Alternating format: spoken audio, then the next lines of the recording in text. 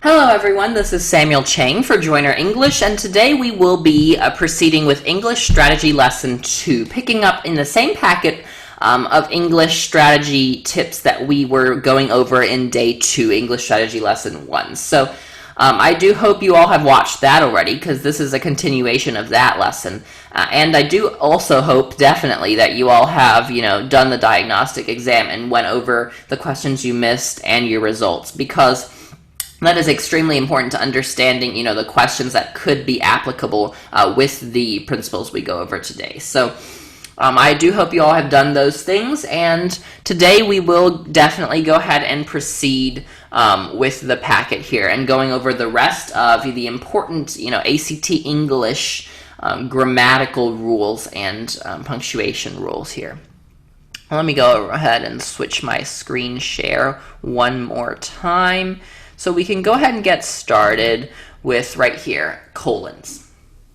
Now, colons are one of the most interesting punctuation marks in the English language, in my opinion, because there's not really a strict usage rule associated with colons. They're kind of, they're kind of a bit more flexible, in my opinion. So right here, we'll talk about colons and where they can or cannot be used. So remember, in our tips right here, in our cheat sheet, we talked that colons, must follow a full sentence, and they are usually followed by a list or explanation. So we'll kind of see the actual occurrences of that throughout this section right here. So colons.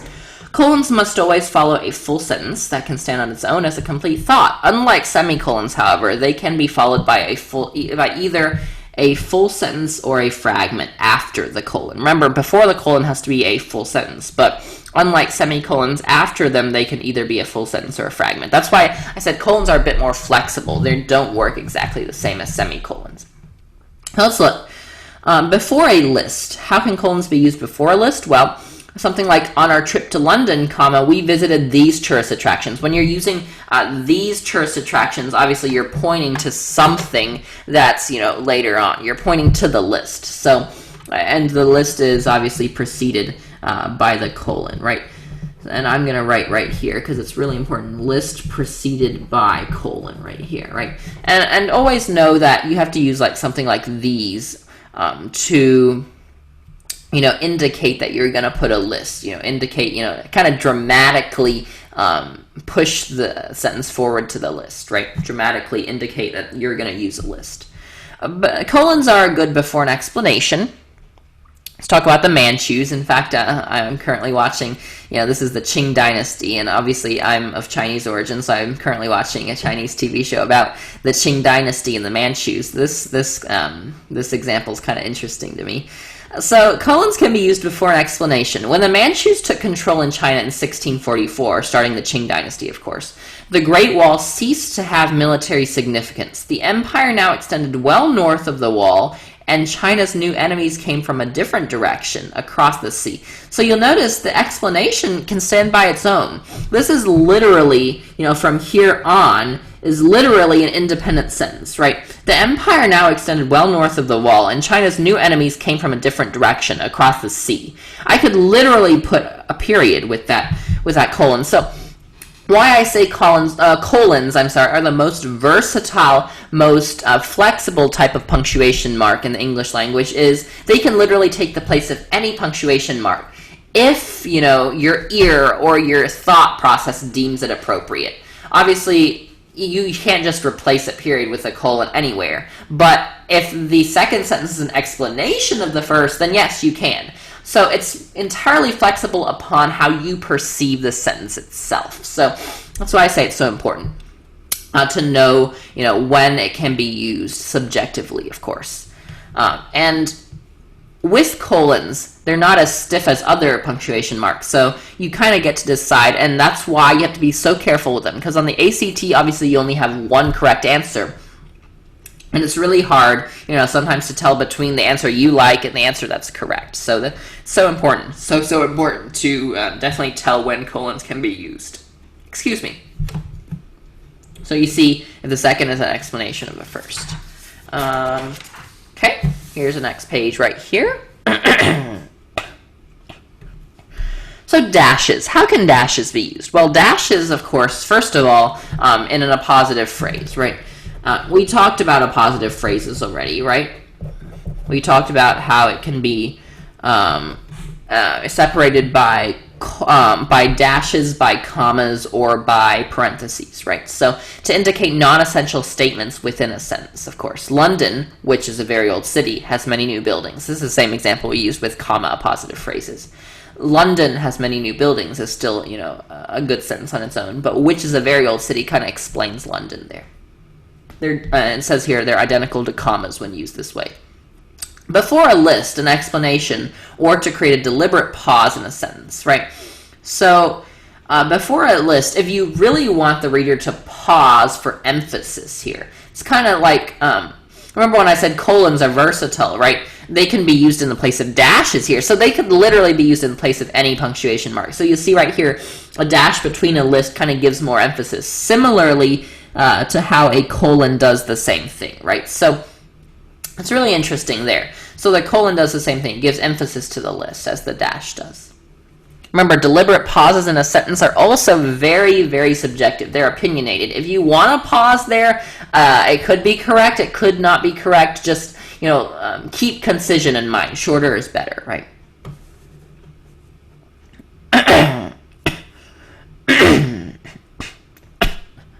Excuse me. So here are some additional grammar rules that are not punctuation related. So wordiness and redundancy.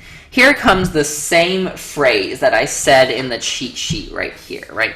Remember when I said every single, every single, you know, principal sheet or, you know, review book in the English section tells you this right here. It's kind of obvious, like, even if you've only done 1 or 2 practice tests, you come to this conclusion. You get stuff wrong because you chose the longer answer, even if they're both right. Now, why I say shorter is better is obvious because the shorter answer is the correct answer. So let's look there. This is the absolute #1 rule of the ACT English section. When multiple answers are grammatically correct, the shortest one will virtually always be correct. There's, like, maybe there's one exception to this in, like, you know, thousands of questions. So the construction of the Great Wall of China was an enormous undertaking that occurred on a very large scale and required over 3,000 workers. So, if you look here, enormous and occurred on a very large scale mean the same thing, right? And this is, obviously, that's redundant, and it's wordy. That's not short enough. So if you look at B, an enormously huge undertaking, that's even more obvious. So that's obviously wrong. Enormous undertaking, which occurred on a very large scale, is literally the same, you know, length as that one. An enormous undertaking that you don't need the second part of the sentence because it's saying the same thing. So D is the correct answer because it's shorter and it means the same thing. Let's look at parallel structure. Keep all lists in the same form. Remember when we talked about that in the grammar cheat sheet right here? List items must be parallel right here. Do you see where I'm pointing at right there? Yep. So all list items need to be in the same format. It can be noun, noun, noun. Like you can have an ing, ing, ing. Like I am squeezing. I am squeezing, drying, and reusing the towel. I don't know. That was a lame example, but always have all lists in the same format, right? So you have noun, noun, noun, ing, or adverb, adverb, adverb, or verb, verb, verb, right? And this is true for all lists because you can't have noun, verb, noun, or you've just, whatever that list is an object of, you've just ruined that flow of the sentence. This is an interesting thing right here to show you as well. So what if you have lists with elements that have commas in between them? Do you separate the list with commas also? Because that would be confusing, right? Well, you see, you have, this isn't something they want me to point out right here, but this is interesting to point out here as well. Noun, noun, noun. This should be a comma right here, but noun, noun, noun. And then they put a semicolon. Semicolons can also separate lists, and you can also put an and right here if you wanted to, but This is good to separate lists, right? When you have lists with commas in between them, in the elements, right, then you can use a semicolon to separate the list, but not in any other circumstance. Well, if the list elements are way too long, then you can also use semicolons, but not in any other circumstance. Any other circumstance, you do use commas to separate the list. Remember, when there's commas inside list elements, use semicolons to separate the list elements. So, so you see from academics, law enforcement officers, and psychologists, right? Not working as psychologists. That's not in the same form right there. Okay, so let's look at, keep going right here. This might be a bit longer because we're going a bit slower today. The same is true when there are only two items joined by and or but. Note that when parallel structure involves infinitives, it is not necessary to repeat the to after the first verb. So deception expert Pamela Meyer has collaborated with a team of researchers to survey and analyze existing research on lying. Okay.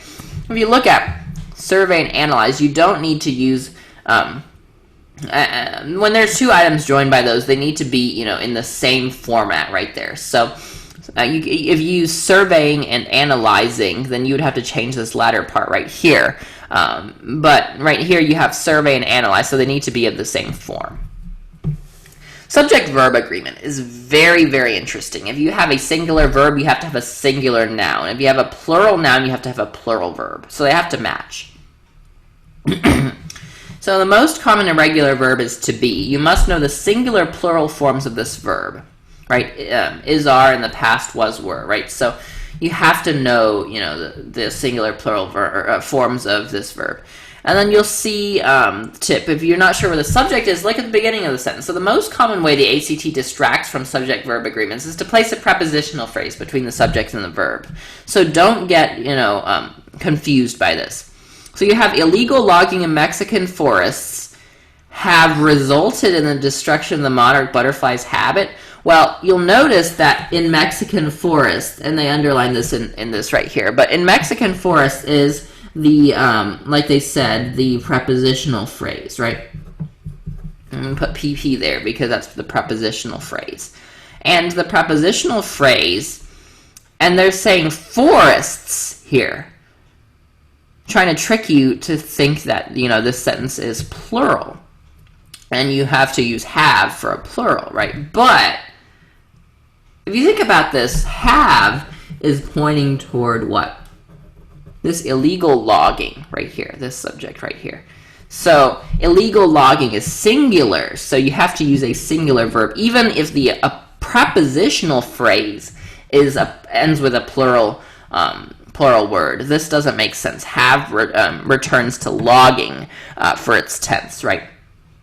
Or I'm sorry, for its singular plural form, for its plurality, rather. It returns to the subject, not to anywhere in the prepositional phrase. Be on the lookout for compound subjects, two singular subjects connected by and. So the monarch and red admiral. And notice this is, kind of pointing to this whole section right here, right? And this is a plural, it's a compound subject, so it's plural, therefore you have to use are there. Pronoun agreement. Singular and plural pronoun agreement. And pronouns obviously have to agree with the nouns that they are, taking the place of. So let's look here. Singular nouns must take singular pronouns. Plural nouns must take plural pronouns. Obviously, the pronoun antecedent. This is obviously commonly called, I'm sorry, not obviously, but commonly called, I can't write when I'm speaking, I'm sorry, the pronoun antecedent agreement, right? Because the antecedent is, antecedent is the noun that the pronoun seeks to shorten the next time. So, you'll see here that it's antecedent or referent. So, painter Frida Kahlo was best known for her portraits. And if you use it when referring to portraits, you have an incorrect statement there. Because it's a plural noun, but this is a singular pronoun. So you see here they use they to refer to portraits, so that makes it a lot better there, right? Because that matches the pronoun they, the plural pronoun they. It's a plural antecedent, or the plural noun portraits. Let's talk about verb tense a little bit. Always keep verb tense consistent with that of other verbs in the paragraph, okay? So, let me look. Oh, right. This is what they're trying to look at. So, if you use was first and then use is, then you're obviously asking yourself, well, did this thing happen in the past or the present? So, what my principle in verb tense is always keep this consistent within a sentence.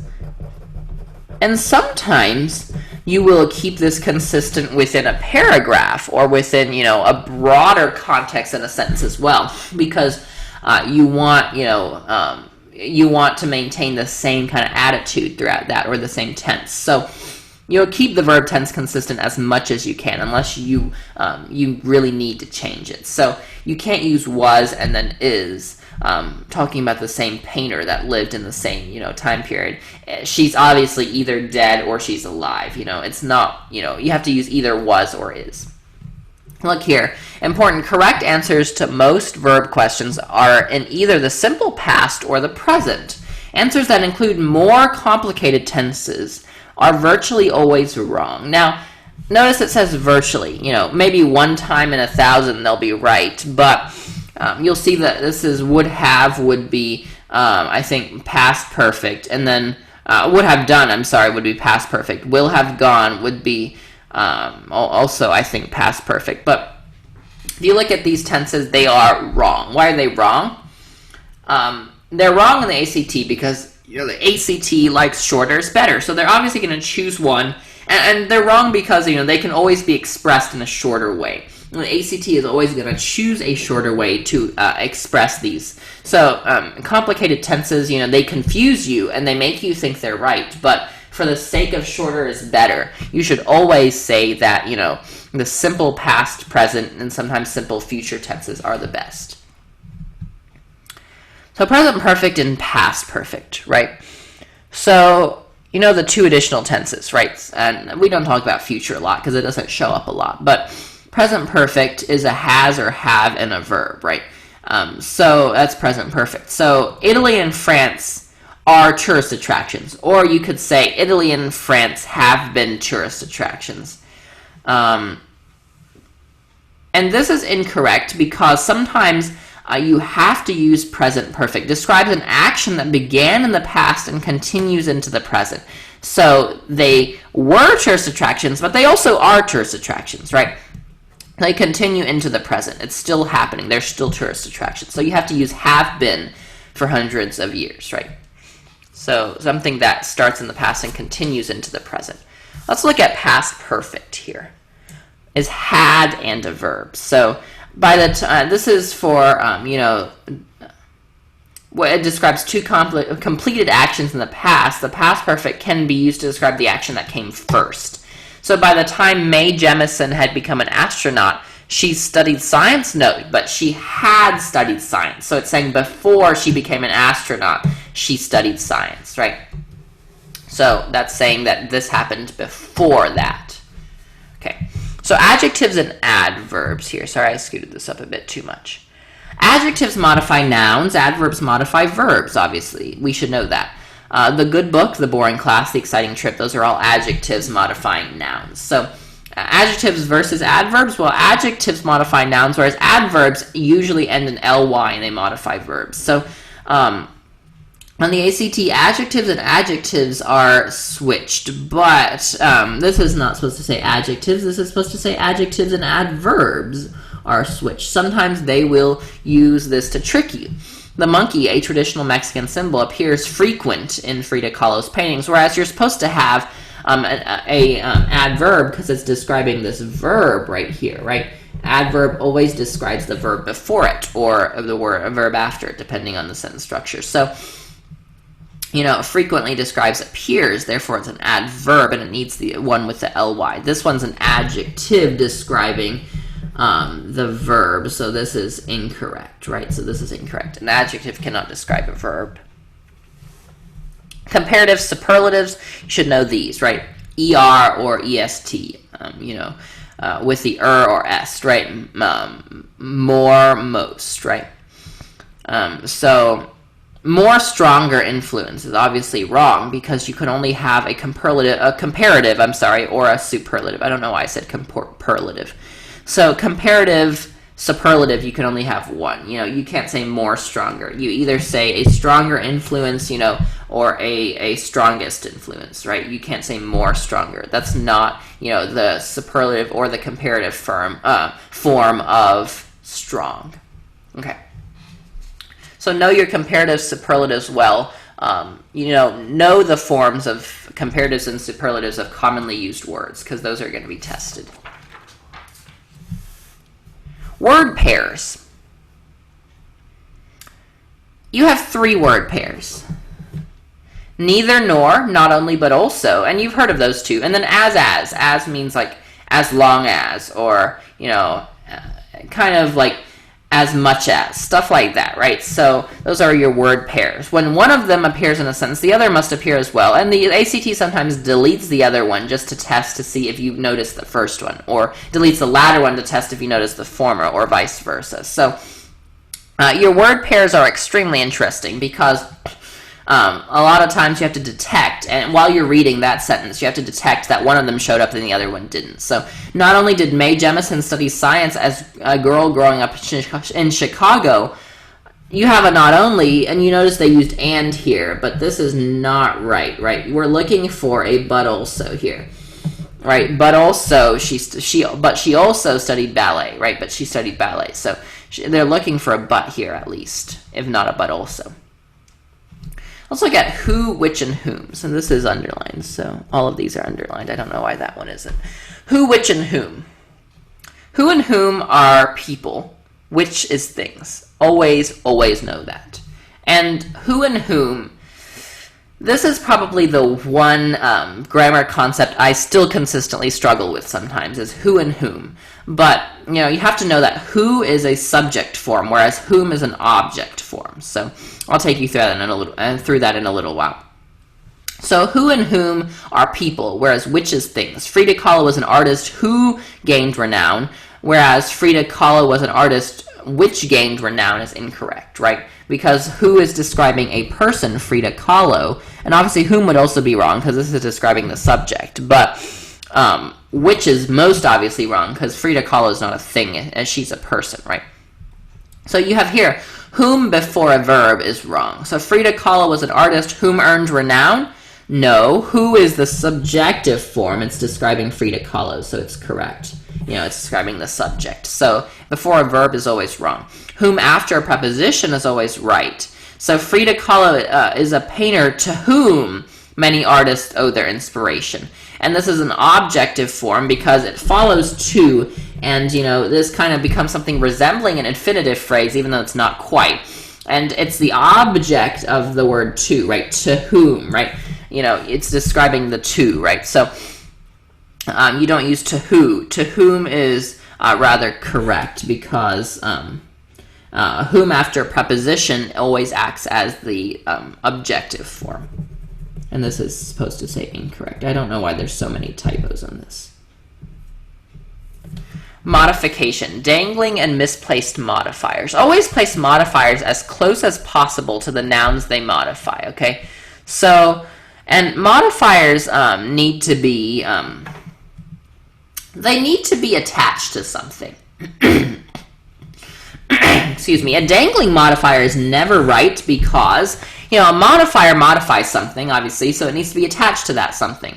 Born in Mexico City in 1907, self-portraits were what Frida Kahlo was best known for. Then that's incorrect because you have your modifier there, and it's not followed by the noun immediately. Self-portraits were, and then where's the noun, But here you have Frida Kahlo was best known for his self-portraits. That's more direct. That has the modifier in the right place, right? And you'll have misplaced modifiers can occur anywhere in a sentence, right? So the Great Wall of China was constructed I'm sorry, there's not supposed to be another was there. That's not the problem, though. Was constructed by thousands of workers originally consisting of separated military fortifications. The sentence makes it sound as if the workers originally consisted of separated military fortifications, right? Because it's saying thousands of workers originally consisting of separated military fortifications. If you read that, you think, this describes the workers, whereas this describes the Great Wall of China, rather. So this is the correct version. The Great Wall of China was constructed, originally consisting of separated military fortifications, was by thousands of workers, right? So was constructed by thousands of workers. Again, this was is not supposed to be here. Was constructed by thousands of workers. And there's a positive phrase in the middle that makes clear that this modifier is describing the Great Wall of China right here. Okay. Number 10, pronoun case, I versus me. When pronoun case is tested, it will always be plural, okay? So, Rob and me or him and me, right? Because we've been taught since we were little that it should be something and I, right?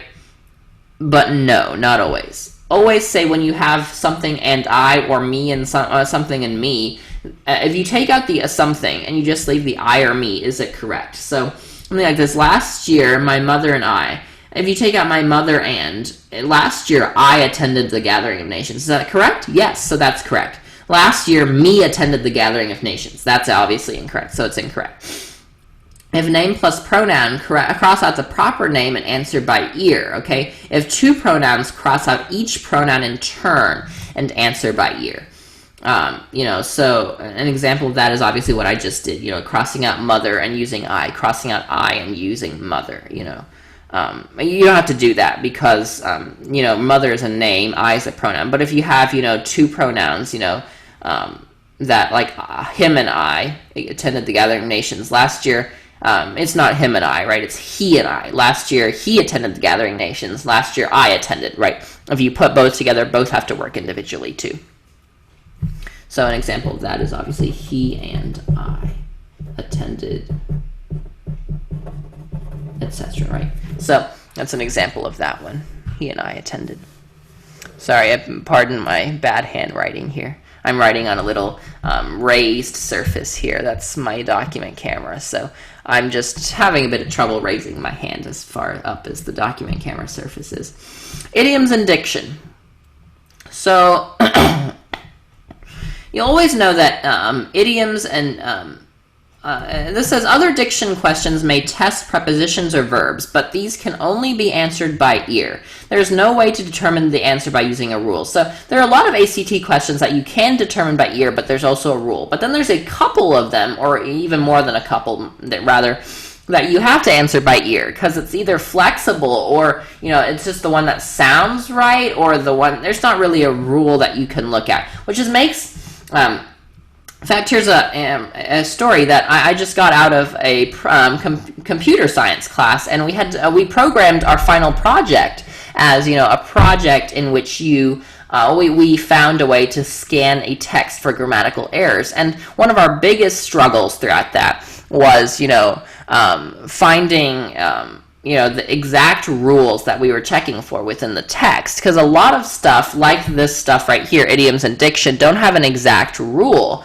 They just kind of by ear. And, while humans can figure it out in a snap just by listening to it, sometimes, computer programs or, rule-based programs cannot do that. So there are a lot of English language elements that don't have rules. And it was really hard programming that computer program because there's so many things that we couldn't consider that we knew we had to, but there's just no possible way for us to, properly consider that with rules there. So, or with algorithms. So sometimes like this, incorrect is the Great Wall of China might have been more effective with keeping people in than keeping invaders out, whereas with is replaced with at. Obviously a computer program could not detect that because, with and at are, they serve the same function normally within a sentence. They're the same type of word, but with and at, they're just not one of them fits, the other one doesn't by ear. So that's not really a thing that I could do with the computer program. So our last page right here, don't worry, we're almost done. Here's another one.